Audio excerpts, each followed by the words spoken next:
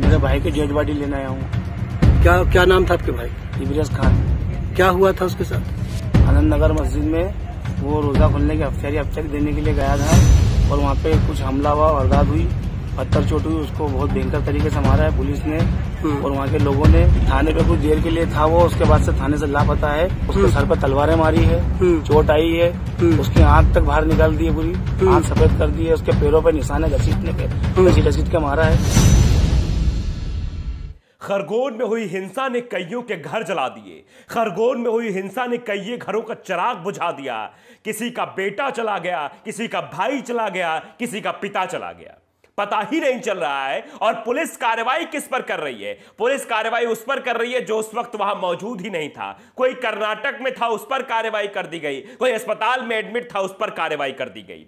हम सबसे पहली जो खबर आपको बताने जाने हैं वो कि खरगोन में एक शख्स की मौत हो गई है। उसे हिंसा में मौत हुई। उसे पहले गुंडों ने मारा, गुंडों के बाद पुलिस ने मारा, जिसके बाद उस शख्स की मौत हो गई। उस शख्स का जरा आप नाम भी जान लीजिए। तस्वीर आपकी स्क्रीन में है। यह वही शख्स था जो खरगोन में हुई हिंसा के पहले जीवित था, नमाज अदा कर रहा था, रोजे रख रहा था, लेकिन अब वो हमारे बीच नहीं है। सिर्फ इसलिए क्योंकि हिंदुत्ववादी संगठनों ने गुंडई की, दबंगई की, मारपीट की और पुलिस भी उनका साथ दे रही थी। पुलिस वालों ने भी उस शख्स के साथ मारपीट की, ऐसा उसके भाई का कहना है। इखलाक खान जो उसका भाई है और जो मृतक है उसका नाम है ब्रिस उर्फ सद्दाम, जिसका शव MY अस्पताल मोर्चरी में मिला। कहा जा रहा था पुलिस की तरफ से कि वो लापता था। 10 अप्रैल के बाद कहीं मिल ही नहीं रहा था और अंततः उसकी लाश मोर्चरी में मिली। बुलाया गया परिजनों को सौंपा गया, ये लो, ये लाश लो, घर जाओ, दफनाओ, कुछ भी करो। लेकिन जो बातें निकलकर सामने आई हैं वो सवाल खड़े करती हैं। इखलाक खान जो ये दावा कर रहे हैं, जो इब्रीस के भाई हैं, वो बताते हैं किस तरह से उसके भाई के साथ मारपीट हुई। पहले गुंडों ने मारा, जो नमाज अदा करने गया था वहां पर फौज आ जाती है, मारपीट होती है, उसके बाद पुलिस भी उसी शख्स के साथ मारपीट करती है, अंत में उस शख्स की मौत हो जाती है। जरा आप सुनिए कैसे उसका भाई एक एक क्षण को बयां कर रहा है। उसकी आंखों को देखिए, उसके दर्द को समझिए। अस्पताल के बाहर खड़ा है अपने भाई के शव को ले जाने के लिए। जरा सुनिए, आपका भी दिल पसीज जाएगा। नाम आपका? इखलाक खान। कहाँ के रहने वाले? खरगोन, इस्लामपुरा। ये MY हॉस्पिटल क्यों आए हुए? मेरे भाई की डेड बॉडी लेने आया हूँ। क्या क्या नाम था आपके भाई? इब्राज खान। क्या हुआ था उसके साथ? आनंद नगर मस्जिद में वो रोजा खोलने की अफ्तारी देने के लिए गया था और वहाँ पे कुछ हमला हुआ, वारदात हुई, पत्थर चोट हुई, उसको बहुत भयंकर तरीके से मारा है पुलिस ने और वहाँ के लोगों ने। उनके नाम तो नहीं जानता हूँ मैं। उसको मारा है, सर में चोट है उसके, और उसको पुलिस वाले सबके सामने बिठा के लेके गए थे। थाने पे कुछ देर के लिए था वो, उसके बाद से थाने से लापता है। औजारों से मारा है उसको, सरों में चोट है। अभी आपने फोटो भी खींचे, आप देख भी लो। तलवारों से मारा है उसको। अच्छा, आपको लास्ट उनको कब देखा गया था? क्या बता रहे हैं परिवार? 10 तारीख को देखा गया था। किसके साथ? कहाँ पे? घर से 7:30 बजे वो निकला था खाना खा के। हाँ। और बोले मैं नगर में वो देखे आऊंगा सामान। हाँ। शेरी का, अफ्तारी का। हाँ। तो उसके बाद वहाँ पे हमला हो गया था उसके ऊपर।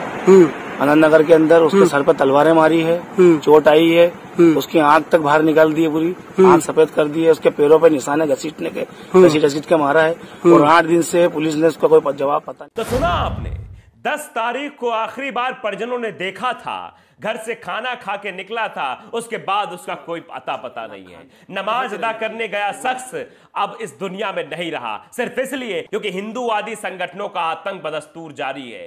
कई घर जला दिए गए, कईयों के घर के चिराग बुझा दिए गए। इस तरह का आतंक ये हिंदूवादी संगठन करते हैं। अंदाजा लगाइए, इस भाई से पूछिए कि इसके ऊपर क्या बीत रही होगी। इसका एक जवान भाई अब इसके साथ नहीं है। दोनों ने मिलकर कई सारे सपने संजोए होंगे कि घर वालों के लिए हम करेंगे, बहुत कुछ करेंगे, माँ बाप की सेवा करेंगे, लेकिन आप समझिए कि ऐसे दौर में उसकी माँ को अपने बेटे की लाश देखनी पड़ रही है, उसके भाई को अपने भाई की लाश देखनी पड़ रही है। अंदाजा लगाइए कि देश किस ओर जा रहा है। क्या यही हमारा देश है जहां हम ये नारा देते हैं कि हिंदू, मुस्लिम, सिख, ईसाई आपस में सब भाई भाई, वहां पर मुस्लिमों के साथ ऐसी प्रताड़ना की जा रही है, उनको ऐसे मार दिया जा रहा है। तस्वीरें देखकर आप अंदाजा लगाइए।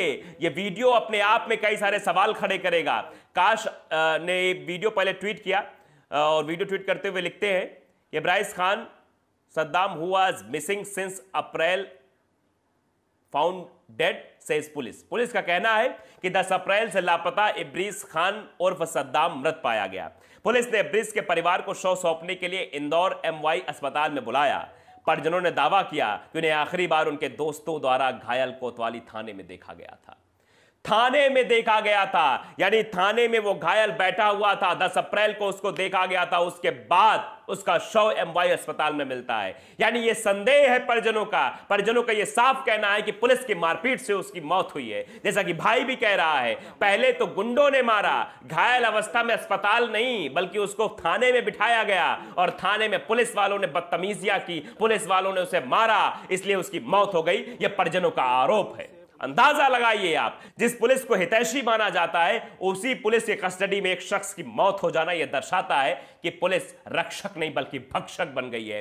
पुलिस किसी के इशारे पर काम कर रही है। पुलिस सिर्फ मुसलमानों को टारगेट कर रही है। मुकदमे भी उन्हीं के ऊपर लिखे जा रहे हैं जो मुसलमान हैं। खरगोन में जिनके ऊपर बुलडोजर चला वो भी मुसलमान, जिनके ऊपर कार्रवाई हुई वो भी मुसलमान, जिनको मारा गया पीटा गया वो भी मुसलमान। यानी मुसलमानों को देखते हुए मध्य प्रदेश के खरगोन में कार्रवाई की गई। एक और खबर आपको दिखाना चाहते हैं कि आप देखिए जरा और अंदाजा लगाइए। खरगोन हिंसा मामले में पुलिस ने 55 से ज्यादा FIR दर्ज की है। यह अनुराग दरवे हैं जो कि पत्रकार है, उन्होंने ट्वीट किया है और बाकायदे सारा मतलब डॉक्यूमेंट भी शेयर किया है जो चीजें निकलकर सामने आई हैं। लिखा है खरगोन हिंसा मामले में पुलिस ने 55 से ज्यादा लोगों पर FIR दर्ज की है, लेकिन सिंधवा के बाद अब खरगोन में इस पर सवाल है। परिजनों का कहना है कि एक आरोपी सरकारी अस्पताल में था तो दूसरा कर्नाटक में था, लेकिन फिर भी पुलिस वालों ने उसके ऊपर FIR दर्ज कर दिया क्योंकि वो मुसलमान था।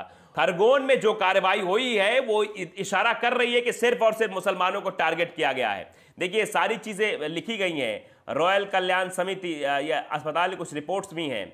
शुक्ला वाई ब्रिज ये दिखाया जा रहा है कि उस वक्त वो खरगोन में नहीं बल्कि कर्नाटक में था। सारी चीजें दिखाई जा रही हैं, लेकिन उसके बाद भी उन लोगों पर FIR दर्ज हो रही है।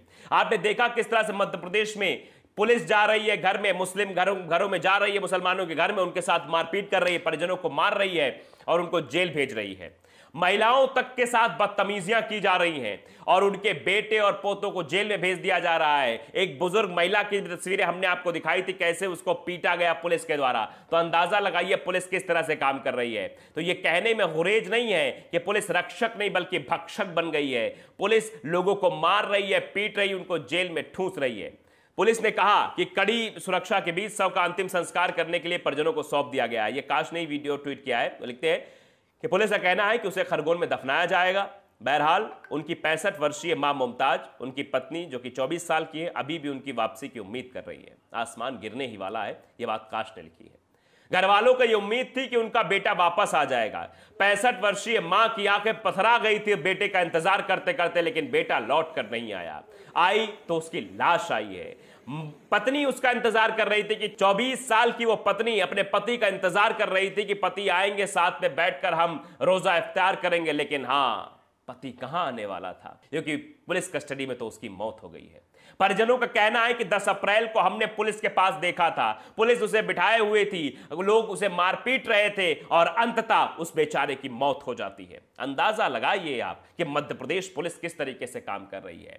मामा बुलडोजर भले ही चल रहा है, लेकिन वो चल कहां रहा है? वो एक भी हिंदूवादी संगठन के लोगों पर नहीं चला जिन्होंने आतंक मचाने की कोशिश की, जिन्होंने मुसलमानों को गालियां दी, जिन्होंने उस रास्ते से निकाला रथ यात्रा जहां से मंजूरी ही नहीं थी और मस्जिदों के सामने जाकर किस तरह से हो हल्ला किया, मारपीट की मुसलमानों के साथ, अभद्र भाषा का इस्तेमाल किया, डीजे पर भद्दे भद्दे गाने बजाए, उन पर कोई कार्रवाई नहीं हुई। उन पर किसी भी प्रकार का कोई बुलडोजर नहीं चला। बुलडोजर चला तो सिर्फ मुसलमानों के ऊपर, कार्रवाई हुई तो सिर्फ मुसलमानों के ऊपर, FIR हुई तो सिर्फ मुसलमानों के ऊपर, और मुसलमान ही आज मर रहे हैं। अपने आप में बड़ा सवाल है कि आखिरकार देश किस दिशा की ओर जा रहा है। क्या बड़ी कुर्सियों पर बैठे हुए लोगों को यह समझ नहीं आ रहा है कि लगातार मुसलमानों पर प्रताड़ना हो रही है? उनको बोलना चाहिए, चुप्पी तोड़नी चाहिए और आगे आना चाहिए, इस हिंसा को रोकना चाहिए।